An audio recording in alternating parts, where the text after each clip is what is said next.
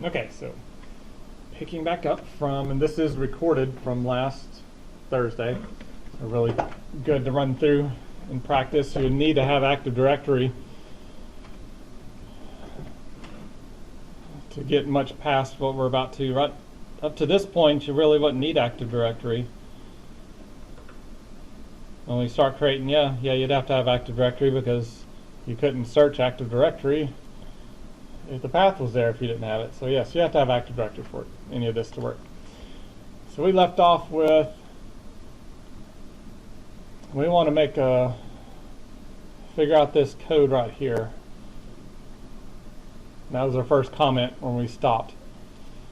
Test if the user exists or not.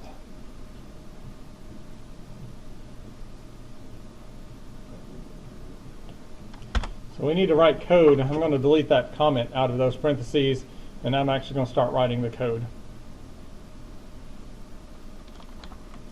So if $user dash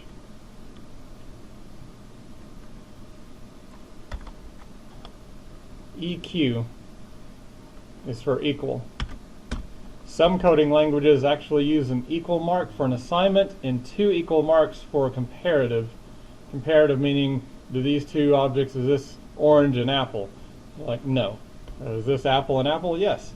So that's two equal marks. Some of them use greater than, less than, exclamation points for not and stuff. But here in PowerShell, they use abbreviations.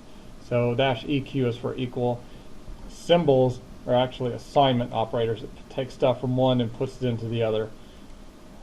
So if you're trying to do an actual if statement, you're going to be using a dash and some letters to, if it's greater, GT for greater than, LT for less than, or there's a whole bunch of different ones that you can Google and look through for the logic. So I'm trying to find if a user exists in Active Directory. So I pulled out the username out of the CSV file and put it in the variable called user. So I want to test if that name is found in Active Directory somewhere. So I'm going to get, and that's a verb. I want to retrieve something from Active Directory, and get's normally the verb you'd use for finding something out on a computer or an Active Directory. So I'm going to get ADUser.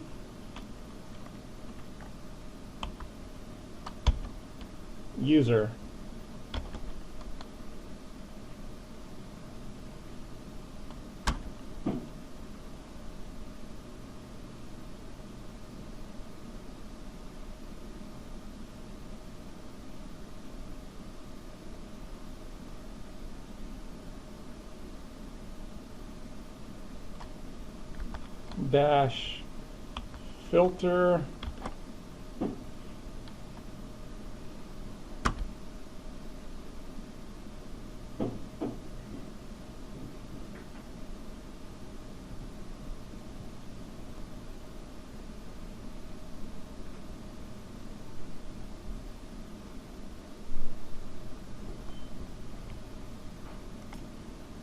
and this is where I'm going to cheat.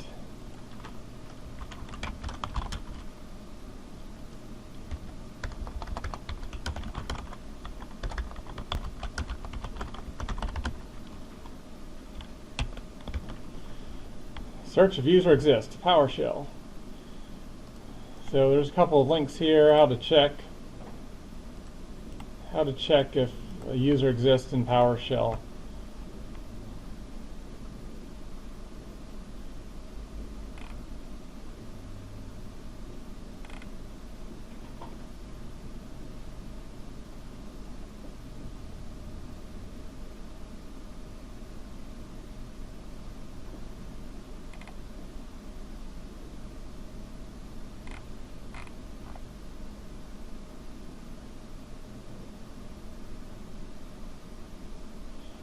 And I tried with the ADSI like I did with the organizational unit, and it didn't work.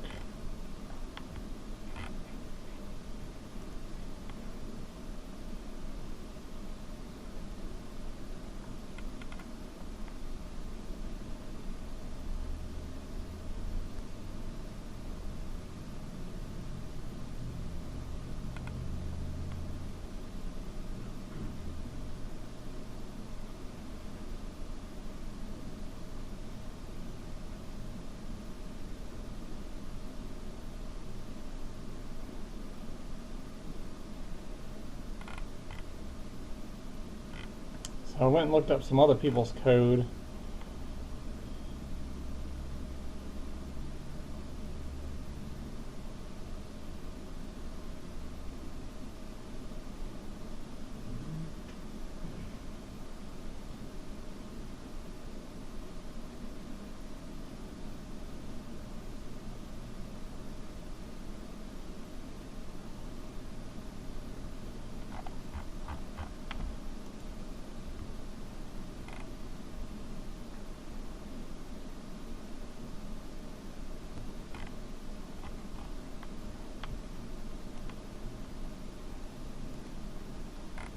And which code did I steal?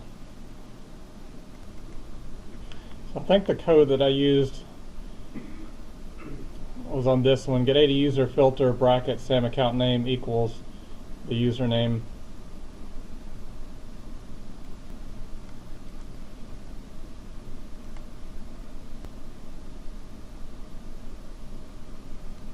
So I don't know if I need that. So we're going to try. I'm going to get ADUser filter.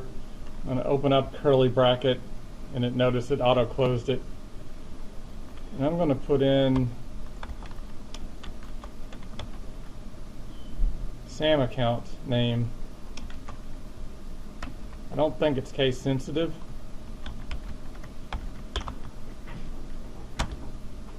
There's SAM account name. I'm going to see if it is equal to $user.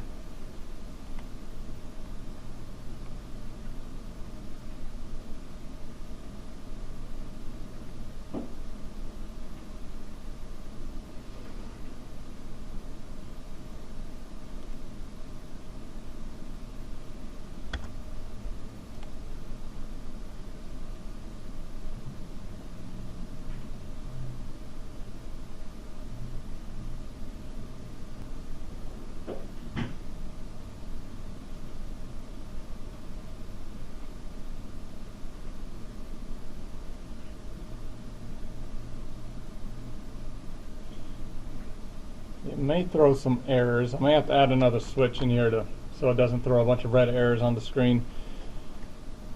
But down here I'm going to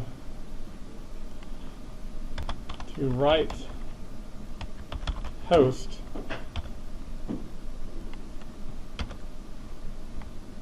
and put out what should be happening, basically my notes here. So before I actually create a user or do nothing, I want to be able to run this and see what part of the if statement I get to. So before I actually do any, like I said, before I'm going to put any code to create the user or do nothing, I'm just going to write host and put a little note and see, can I get to these points?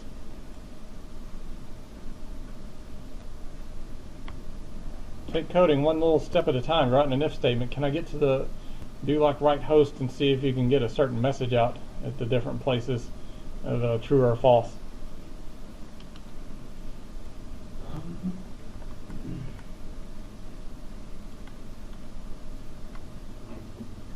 We modify the if. We're going to get Active Directory user. We're going to filter Active Directory by the SAM account name where it equals the user, and it's either going to return the user account or hopefully null, or it may throw an error. And there is a switch where if the user doesn't exist, you can return false. Sometimes if the user doesn't exist, it puts out a whole bunch of Reddit to the screen and say, hey, user doesn't exist in Active Directory, we can't find it. So I'm going to control F5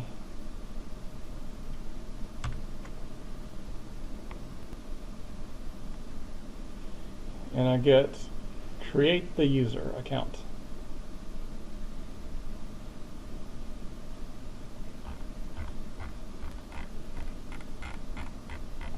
I got no error messages on my screen.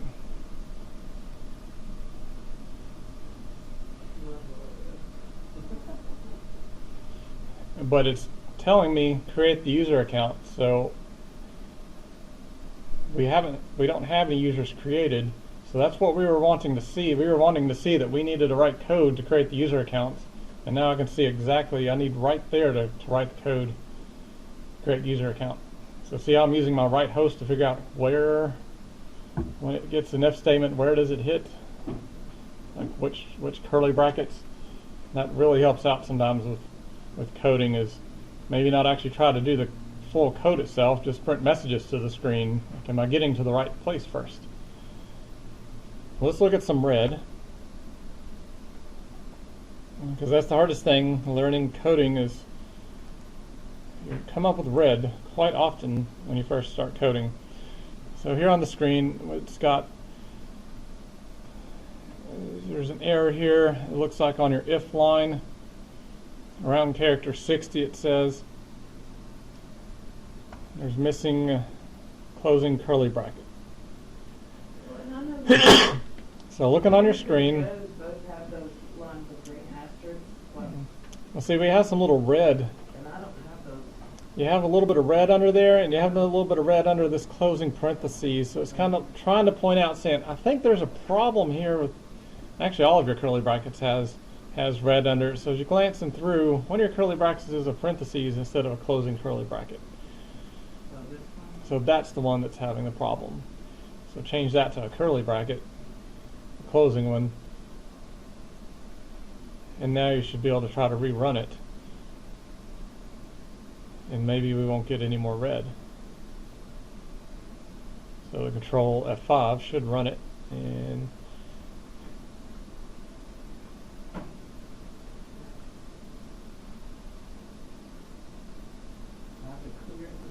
you have to scroll down. You scroll down at the bottom part, the bottom section down at the red, scroll down to the bottom. There you go. Okay, so we're still getting an error. I thought so, because I still seen a red squiggly. So we are at unexpected closing bracket. Okay, so scroll up just a little bit on yours. So let's start looking at all the for each here. So for each, we open a curly bracket, and then on line number 8, we open it for if. And then we open it again for the other if. So we have 3 opens, and then now we've got a closing on line 12, and then we got another open, and then another closing on line 14, and then we closed it on line 15, and then closed I think the line 15 is an extra closing bracket that needs to go away.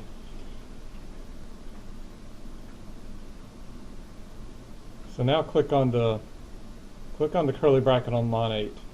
Just put your cursor, yeah. So see how it highlights, and you see how it's highlighted on line 15? So those match up, and then your else statement opens and closes, so that matches up. Now click on the one on number 6. Okay, and that closes on 18. So that's looking like everything's good now. Now do your control F5 again. Good. Those brackets are really, parentheses and brackets can get kind of hard to figure out when you get this many of them going. Very good though. You can see how it just takes some looking. It's nothing you're going to get advanced at this semester for sure, but maybe you can start spotting. Sometimes I have to have somebody else look at my code. Sometimes it's better if you have a partner. You can be like, hey, look at my code. I've got too many curly brackets or something. Trace the start and stops. Is there a trick to know, though, when you use a regular complete versus the curly ends or whatever? And then when you use spaces like, I put parentheses after if, but then when you get to the end, PowerShell is really forgiving on spaces. Sometimes in like Bash Shell, you would have to have spaces. You'd have to have it spaced out like that in Bash scripting. But PowerShell is pretty forgiving. You only need spaces around the items, like your variable name, your keyword. You need spaces. I don't even think you need spaces here. It just if it looks better with the spaces in there. you know when to use brackets. But I know if I put a commandlet, there has to be a space. If I put a switch, the switch has to be surrounded by spaces, things like that. The curly brackets, you normally just look at code examples and figure out, you start learning, you know, if always has parentheses to put your test, and then the curly brackets are normally for blocks of code. So if you're needing to put multiple lines of code, they're normally separated by curly brackets. If you're doing a simple test, does this equal this, it's normally parentheses.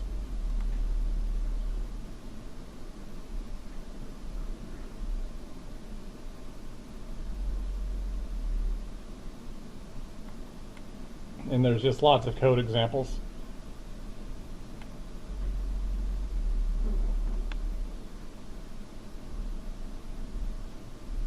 So like this for each right here, there's actually a whole bunch of lines of code inside of for each. It's what's known as a function. So there's a file somewhere that's got for each, and it can accept three things.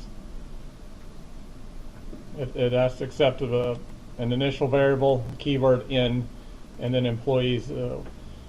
So it's got some code that's going to read in three variables and then pass it into a whole bunch of lines of code, very similar to like a whole bunch of if statements and count functions and different stuff. So anytime you need to pass something into known as a function or an algorithm or something like that, it's parentheses to pass that to that, and then it returns a value.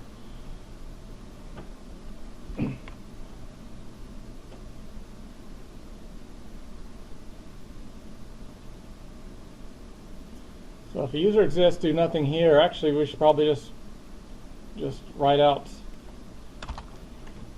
user already exist. And I'm probably going to put $ user there. So it's going to say user, the username already exists.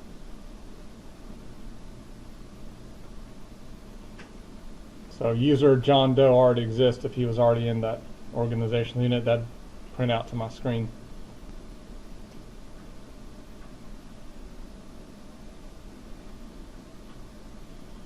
The only way to get that is we actually import everybody in and then run it a second time, then we should have the screen filled with, hey, user already exists, we're not doing it again.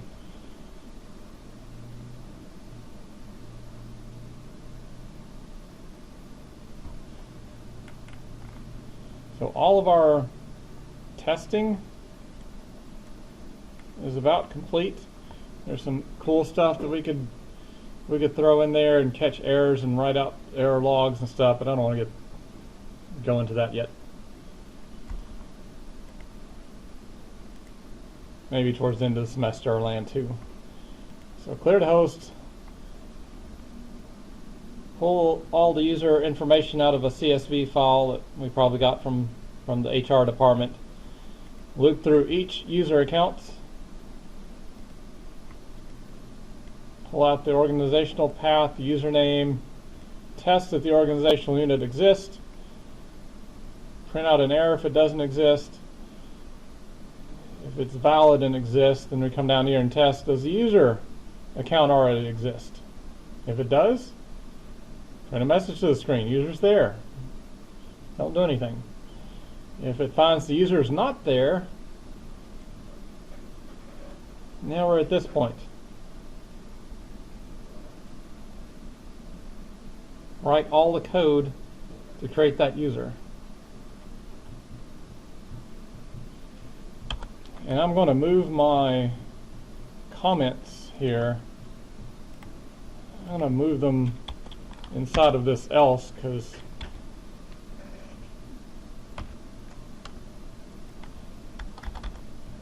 everything from now on pretty much we're going to be working on creating just the user account. This is another way to help kind of keep my brackets from getting messed up, is I can put a big long string of stars. I only work between these 2 points right now. I've got everything else fixed and working. Now all my code is going to be right between these two comment tags that I put in there. And that will help me from accidentally maybe like writing code right here between those brackets, or putting it up here instead of down here between those curly brackets. How to have those stars? You just put a pound and put a bunch of stars or whatever symbol. Like something you put in there didn't. No, I typed it. Okay. I had to make those. Because yes, it is very easy to get confused with the curly brackets. So I'm using these asterisks here, and the pound sign, or you young people, whippersnappers, think it's a hashtag. The pound sign, hashtag, whatever you want to call it, that starts a comment, so anything past that is ignored. So I could put anything there and it'd ignore it to the end of the line. So I couldn't write a command like clear host. It would not read that. It just completely ignore anything. So that's what the pound sign there is for. So now I know everything in between the asterisk there is what I need to work on. And I'm going to kind of cheat. I'm going to go open up the CSV file. Not really cheating. It's actually doing work. We put it under documents, I think. I'm going to edit that. Now I'm going to copy this entire first line. That's my column headings. And it just happens to be that I guess the administrator that talked to the database HR person that's exporting this file, he already told them what the Active Directory attribute names were for user accounts. He already told them the correct information, so when they output it, all of these here match the actual codes in Active Directory. So I'm going to copy the top line, and I'm going to paste it in between my curly brackets. Not my, yeah, in between the stars right here. Just right click and paste, or Control V, or whatever. So all of that information needs to be added in for every user. Their name, their display name, given name, surname, count name. So all of that information. Which means I need to feed all of this information into a commandlet.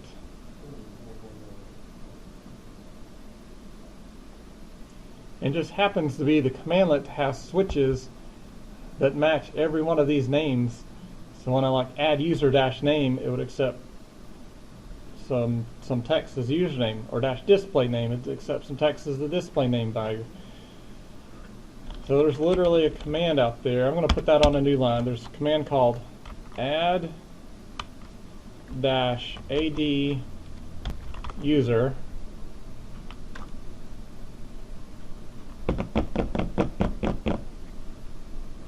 No, there's not. New ADUser.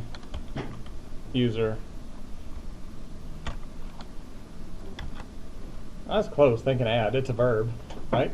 Adding stuff. So new ADUser. If I put a dash, there's a whole bunch of switches that I could look through. But look, there's city, company, country, department, display name, email address, name. So all of those are possible switches, but since that first line had all the switches already in there, that's why I copied and pasted. So what I'm really going to do here, I'm going to have add user, and I'm going to put a dash in front of like name right here. I'm going to put a space, and I'm going to do something kind of funky and crazy. I'm going to put a backwards quotation mark. Backwards single quotation mark. How do you put a backwards single quotation mark? Because the single quote, the forward single quote is there by your enter key. The backward quotation mark is to the left of the number 1 key on your keyboard, upper right hand corner. It is a backward quotation mark. That allows me to hit enter and create a new line. But when PowerShell is interpreting, it says new user dash name, and when it hits this backward quote, When it sees that backward quote, it says this continues on the next line. Otherwise, if it got to the very end and there wasn't any quote, it's like commandlet's done, finish execution, go to the next line and start reading a new commandlet, and it would come up with dash display name and go, I don't recognize what dash display name is. So when it hit line 16, it would think it'd be ready for a new DOS command or a new PowerShell commandlet, and it'd see dash display names like, what's that? It'd throw an error. But if I put a backward tick mark, it will say new dash ADUser dash name. Oh, dash display name is also a part of new dash ADUser. It's going to make it a whole lot easier to see everything on the screen if we put each one of these on their own line. So I'm going to go through each one of them, getting rid of the comma, putting a backward tick mark, and putting a new dash on each one of them.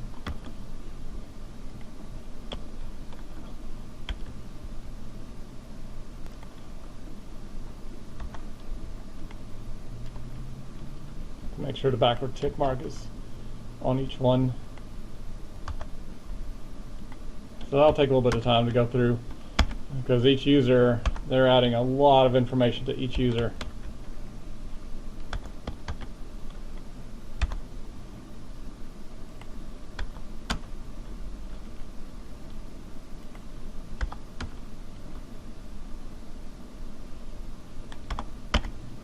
Getting ahead of myself.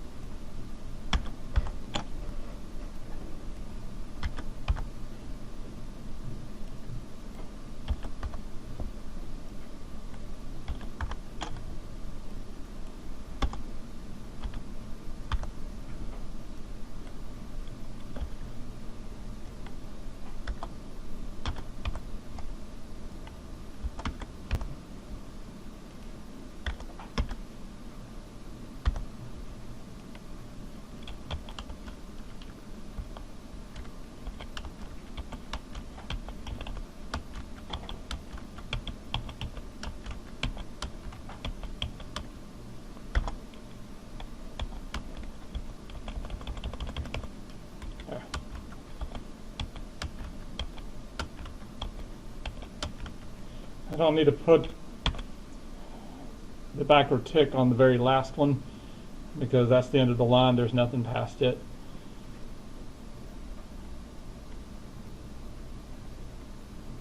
So each one of those column names happen to be a switch that could be added to the new ADUser commandlet.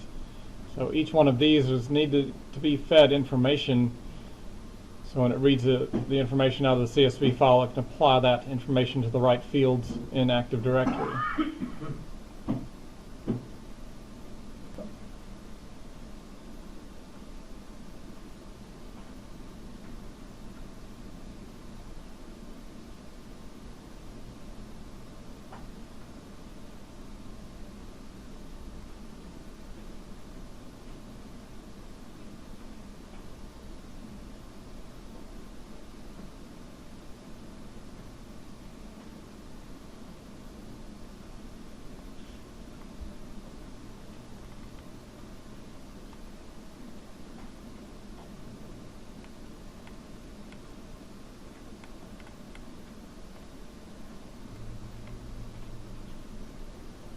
When I put my mouse over the new ADUser commandlet in this Visual Studio Code, it shows us most of the switches. There's so many of them that I can't display them all on the screen, but you see we have the dash name up there, and then out beside it it has string. and a greater than less than symbol. That means that it would accept just ASCII letters and numbers on the keyboard. Notice a lot of these have string on them. Some of them have bool, B-O-O-L, Boolean. That's true or false is Boolean, 0 or 1. It can be a binary 0 or 1 or the code true and false. A couple of them in there have like a X500 certificate and different stuff where you actually have to supply a file or something into some of the switches. Luckily, we don't have too many of them that don't require just simply string values. There's a couple of them in there that, after using this CSV file in the past, I do know that enabled requires a Boolean value, and we have some trouble with it. I also know that the password, the account password, requires an encrypted account password, not a plain text password. So that's two things that we'll run into trouble with. But let's go ahead and build out most of the code, and we'll fix those too in a little bit. So up here, new ADUser, we have dash name. That's a valid switch for it, and now it needs a value supplied to it. But I can't supply like John, because it would be John in every user it tried to create, and it wouldn't work. I need to pass the information out of item or whatever that you named this variable right here in the for each loop. So item, and if I put a period, I've already run the script once, so it should already know. If I start typing the letter N, it jumps down and says, hey, you want name there? There's a name value inside of that. So I can hit enter and it'll complete it for me. Same thing for display name. Item dot, and actually I could highlight that and do a control C so I can have it copied, and I don't have to put $ item each time. I can do control V next time. So I highlighted all of that. I did a control C for copy, and now I'm going to put display name and hit enter. And if I do control V, see how it just printed out item? I can type in GI, hit enter on given name, come down here, control V, go down, highlight surname. I'm going to do that for each one of these.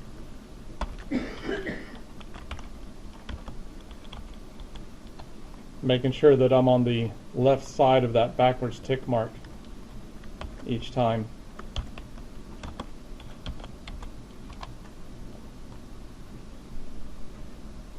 If you try to code everything else and you've never run the script and it's never went to a for each loop, it wouldn't know what all of the stuff was in the CSV file, so it wouldn't know when you started typing. It wouldn't be able to auto pop up like employee ID if we hadn't already run it once.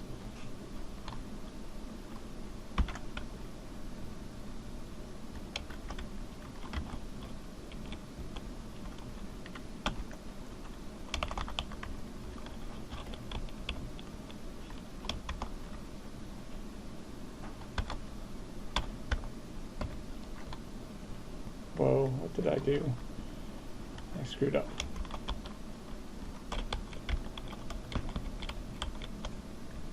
Now lost my copy.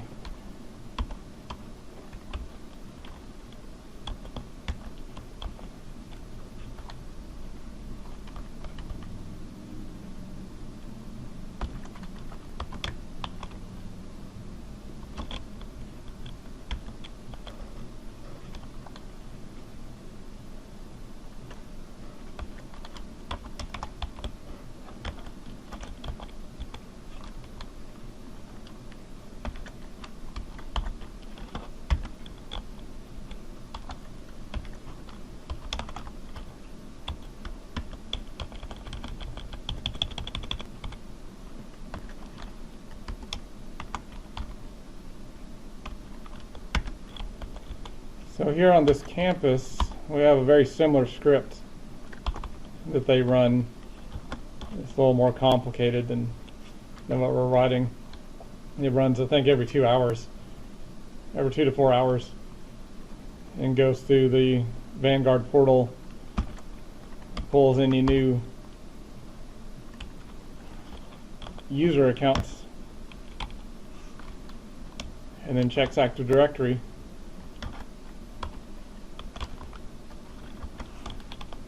and puts in any new students.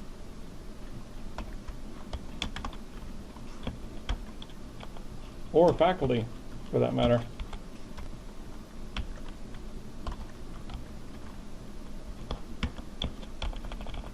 And guess what? The IT staff not only maintain BB, they also maintain Heber Springs, Searcy, Little Rock Air Force Base. So it's all into one. So it's around 5,000 students total across all the campuses. We get, about 5,000 new students in the fall semester and probably about 3,000 new ones in the spring. Something like that. I don't know the exact numbers. But nobody wants to sit in the cubicle and try to create all those user accounts.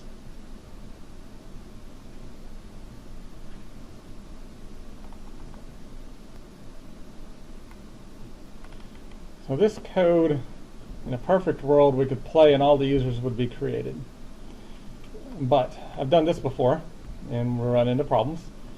So one of them is there's a tag where some users are enabled and some users are disabled. So when the account's created, it'll either have them ready for login or it'll have them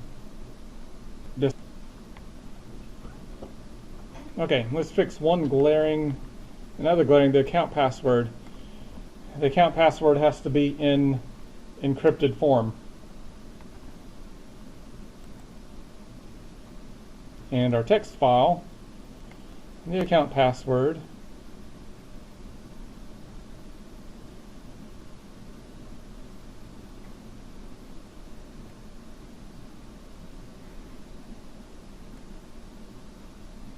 I think that's the account password. The account password is in plain text, in symbols.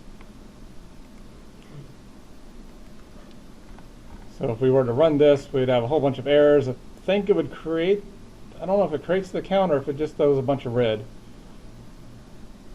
And it has them all disabled. So up here, somewhere around line 7 and 8, right underneath the for each loop, I need to do something else. I need to convert. Actually, I probably don't need to do it there.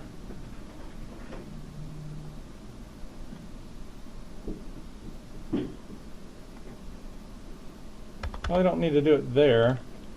I probably need to do it down here, because if the user already exists, why do we need to do some encryption math and convert something over into password? If I do it down here in the green,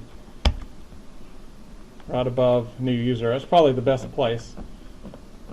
Because every time I run this script, just think if we had, like here on campus, 5,000 users, it's only going to add the new ones that are added in. Most of the 5,000 is already in there, so why encrypt their password 5,000 times and then go down and figure out, oh, they already exist, we didn't need to do that in the first place. So I'm going to put it down here just to save some processing power. So if I do it here, and I put like $pass is equal to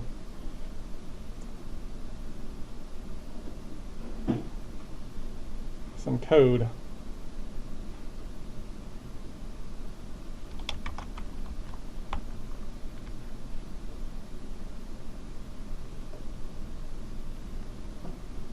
Convert to dash secure string. Convert to secure string.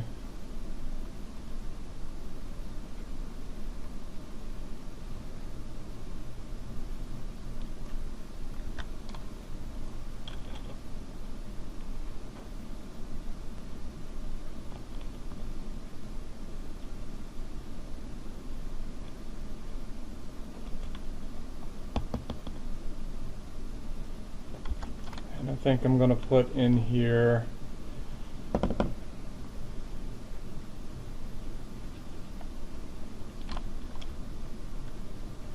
going to work $, item,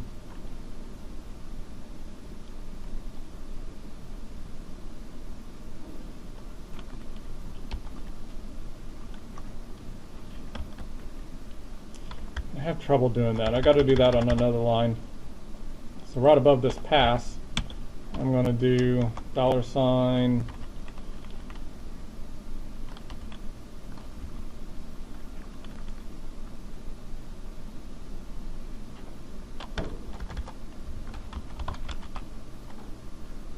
string underscore pass is equal to $ item dot account password.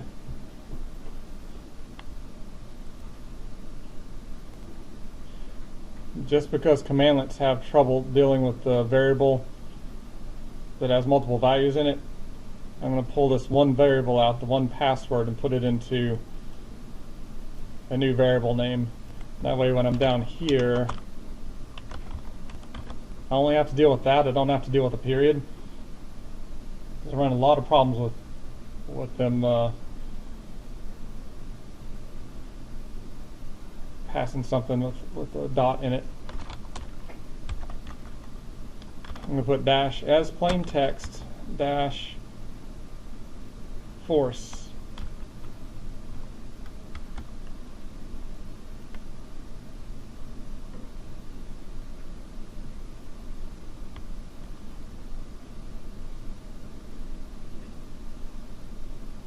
While y'all are typing that, I'm going to Google and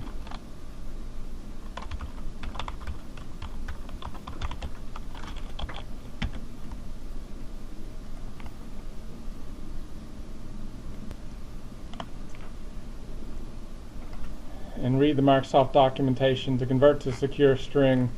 They'll have some examples down here. And they read from host.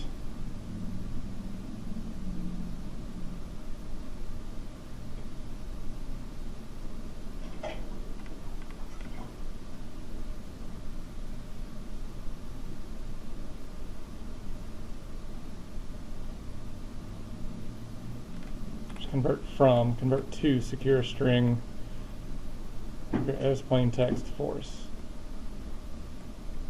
Okay, I thought I remembered it correctly.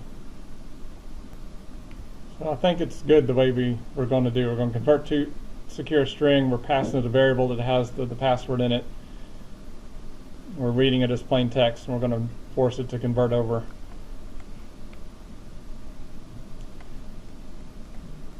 So this commandlet is going to take that, run it through the Microsoft encryption process, and come up with this big long string of weird symbols and ASCII characters. It's going to be an encrypted form that nobody can understand it, and it's going to be stored in this variable called pass. So down here under account password, I'm going to change that to $PASS. So that's going to fix that problem that I know I've hit in the past. And this enabled right here, because we only have 2 minutes left, I'm not going to deal with it right now. I'm just going to put true. Notice it's a little bit different, darker shade of blue. That's a Boolean value. I'm going to go ahead and say, hey, every account's going to be enabled. We're going to fix that next class period, maybe after our presentations. We'll write up a function so we can double check that. But I want to play this and see what type of red we get. And see if we can fix it in a minute. There's probably going to be lots of red because some of y'all probably put the wrong backward tick or something, or left backward tick off. So I'm going to pull the account password, put it in secure string, convert it into an encrypted form. I passed it here, and then everybody's going to be enabled. Mine's probably going to work.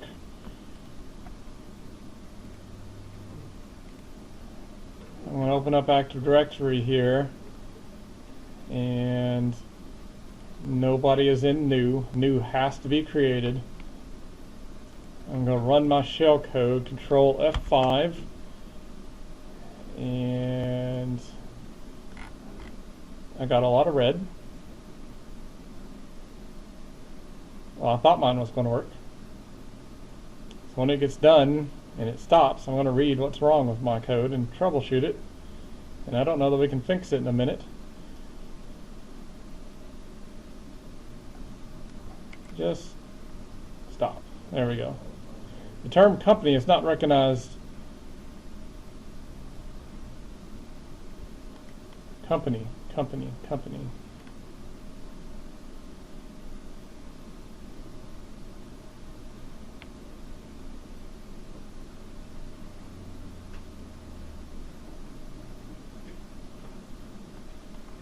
They say that on all of those? Object company. It may be, I need a space there.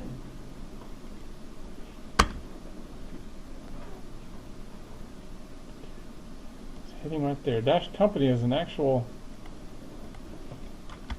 let me make sure if I do. It's not wanting to read company.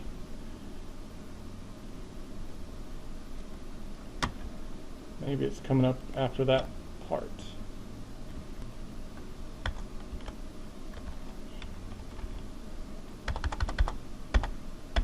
It seems like it was here. It needed a space between those for some reason. See, when mine ran, I had to put a space between the word, the last letter, and the backward studies, and it took out that space and ran it, took every one out and moved it. So I'm going to rerun it again. I think it's actually creating the accounts. I'm not getting any red, and it's processing. So I can probably be hitting F5 in here and see the users are being created as it's going through.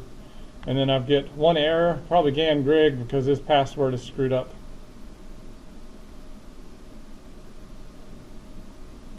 And then why is it saying company again? Oh, that was previous errors. So yeah, Gan Grigg, it'll have one error with Gan Grigg. His password matches his username too closely and it didn't let him. So let's check out. So yours is saying description is not recognized. So where is your description, dash description at?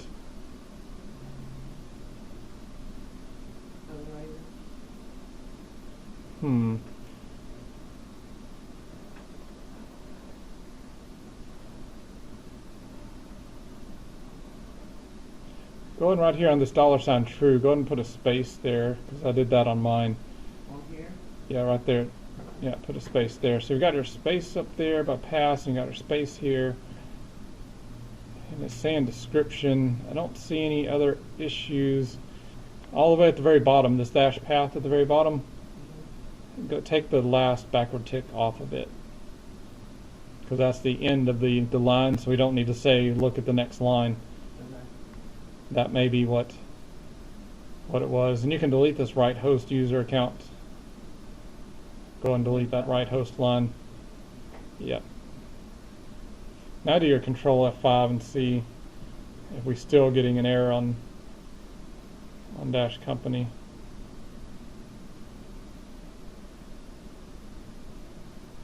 Yeah, just scroll down. I think it's doing okay. Don't scroll up. Just